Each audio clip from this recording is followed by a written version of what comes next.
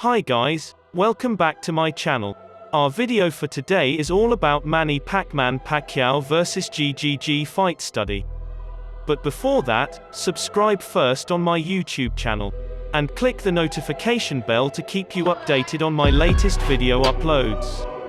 Manny Pacquiao has admitted his interest in facing Genady Golovkin in what would be a stunning fight for the boxing world to enjoy. Sadly, there are big catch. The Filipino has insisted on a stipulation that will kill the possibility of any bout stone dead. If the 8-weight ruler is to share the ring with Kazakhstan's finest export, any huge pay-per-view contest has to take place at an unattainable weight for Golovkin. The IBF welterweight champion has climbed up 2 weight divisions to test his slick skills against the destructive fists of Golovkin at London's O2 Arena, live on Sky Sports box office. Pacman challenged the fearsome Kazakh in 2013, but was caught by a brutal body shot in the 3rd round that finished the fight and left the Birmingham fighter writhing in pain. Not many in the media side of the sport are expecting any advances on mere speculation for Manny Pacquiao vs GGG, but as we saw in 2016 with Canelo vs Amir Khan and indeed Golovkin vs Kell Brook later that same year, anything is possible. The fact that the Pacman could probably still make lightweight should tell you all you need to know about the matter, though. It may be more likely we'd see Golovkin moving up to 168 than getting anywhere remotely near south of his current weight of 160. GGG was named by the longtime coach of Pacquiao, Freddie Roach, as a potential opponent in what has since been labeled a tongue-in-cheek remark. Despite this fact, interest has spiked in a possible battle between the pair of legends at a compromised weight of 154 pounds. Sanchez confirmed to WBN in the past that Golovkin could make super welterweight if he pushed himself hard. That task may have become far more difficult, though, as Golovkin approaches his 40s. Nonetheless, WBN put it to Sanchez, who outlined the pros and cons of Golovkin if he ever tried to boil down to face Pacquiao. Manny Pacquiao is at the point where he really does not need any of the young champions, so that is a big step, Sanchez exclusively told World Boxing News. I think it would be difficult to make the weight comfortably. And if there is a rehydration limit, that makes it more difficult for Golovkin. Having to drain himself to make 154, plus being drained and sluggish because of weight loss, could that be a problem? And with Manny's hand speed? Manny Pacquiao is a small fighter. I believe he started as a flyweight, so the size difference would make a difference. I see Manny having his moments early in the fight, but Gennady Golovkin is no Margarito. Golovkin will hurt Manny. Asked what he thought of Pacquiao's latest victory over Keith Thurman back in July 2019, Sanchez replied, "I think Thurman has not developed or done what was expected of him. Manny, even at his advanced age, is still a very good fighter. His hand speed and experience will be a problem for most welterweights in the world."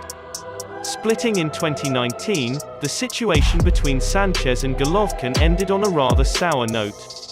The pair won several titles together and worked in tandem as the Summit Gym perfectly until they parted company. Many saw it as a match made in heaven.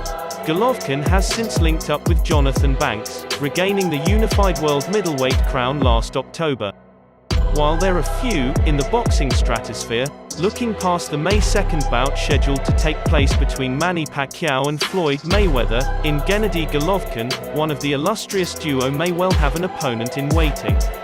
The Kazakh sensation has admitted he is eyeing up a potential showdown with one of the iconic fighters, and when asked whether he could make the requisite weight limit of 154 pounds, he provided an emphatic answer, per Luis Sandoval of FightHype.com, "Absolutely," said the undefeated star. "This is business. I understand. This is boxing business. It's not a lot of weight to lose. My last fight, I'm 58. I'm not big guy." While it would intriguing to see just how Golovkin would fare having drained down to compete in a lighter division, he's been in devastating form to capture the EBO, WBA middleweight and WBC interim middleweight titles. With a career record of 32 wins, 29 of which came in the form of knockout, he's potentially one to avoid for both Manny and Floyd. The 32-year-old is naturally a light middleweight and is noted in the aforementioned piece, weighed in at 158 pounds for his recent win over Martin Murray. That night, while the Brit was resilient in the face of Golovkin's onslaught, the Kazakh still boasted incredible power despite seeming to throw his shots with such an insouciant ease. Manny Pacquiao vs Marco Antonio Barrera II, billed as will to win, was a junior lightweight boxing match. The bout took place on October 6, 2007 at the Mandalay Bay, Las Vegas, Nevada, United States and was distributed by HBO PPV.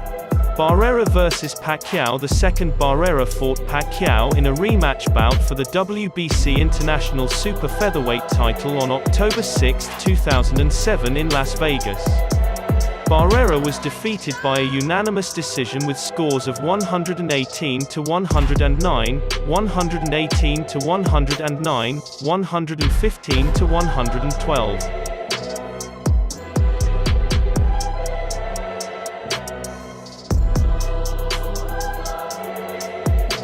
No doubt this is the biggest fight in the career Canadian-born fighter, David Lemieux. After a sensational performance and victory over Hassan N'Dam this summer, Lemieux returns to the ring to seize an opportunity to blemish the record of rising and undefeated middleweight star, Gennady Golovkin. It practically goes without saying that as the most important fight of Lemieux's career, the rewards of beating Golovkin in this fight will be tremendous in terms of exposure, status in the middleweight division, and respect from the entire boxing community. The question is, can Lemieux pull it off? With so much on the line, here are 3 critical things he must do to score a victory. For Golden Boy Promotions, Golovkin talked about his game plan and opponent during the post-fight interview with HBO's Max Kellerman. With Golovkin's approach and precise execution, Lemieux looked like a beaten man by the second round. The 26-year-old Canadian struggled mightily to find the range for his power shots. It seemed as though every time he tried to get in range, Golovkin would stand him up with the jab. By the third round, Lemieux had begun to take more chances and landed his first significant punches of the fight. However, even at his best, his efforts weren't enough to win the rounds. In the fourth frame, a powerful left hook from Golovkin almost put Lemieux on the canvas. To the latter's credit, he stayed up, but the referee was beginning to take a close look at him. Lemieux had his best moment in the fifth round, but that was quickly followed up by one of his worst. Gennady Golovkin can use footwork and ringcraft to throw devastating mid-range punches. Golovkin is able to stiffen up on impact, and use effective mass to a high capacity.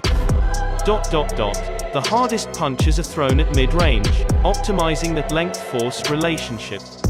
Due to Golovkin letting his shots go mainly in mid-range, this means the muscle action during a punch will be optimal upon impact. This occurs mainly in the upper limbs and torso.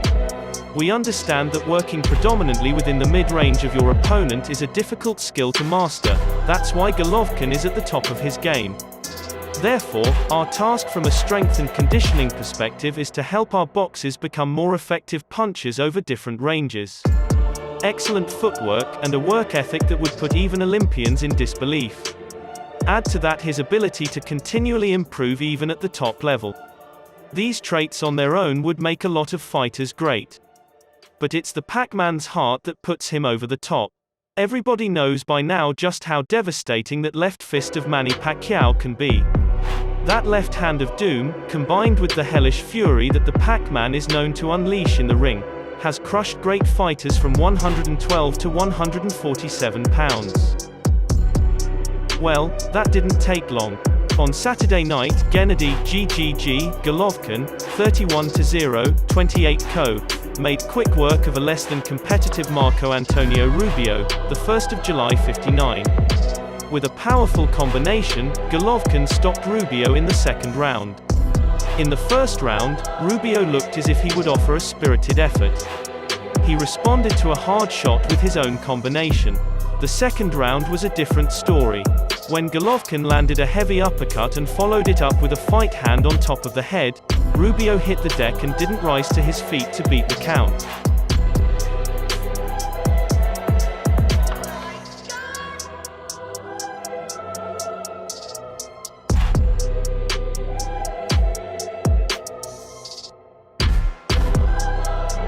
Therefore, Tolentino said Pacquiao would be better off fighting within the welterweight range where several options are available. There is Errol Spence, Keith Thurman, Terence Crawford and Mikey Garcia. Tolentino added that asking for another catchweight fight will hurt Pacquiao's credibility. Pacquiao is already an 8-weight division world champion, claiming world titles from flyweight to junior middleweight. When Pacquiao fought Antonio Margarito for the WBC super-welterweight title in 2010, Margarito could have weighed the maximum 154 pounds, but he agreed to meet Pacquiao at 150, said Tolentino. Thanks for watching. Please like, share and subscribe on my YouTube channel and hit the notification bell to keep you updated on my latest video uploads. See you on my next video.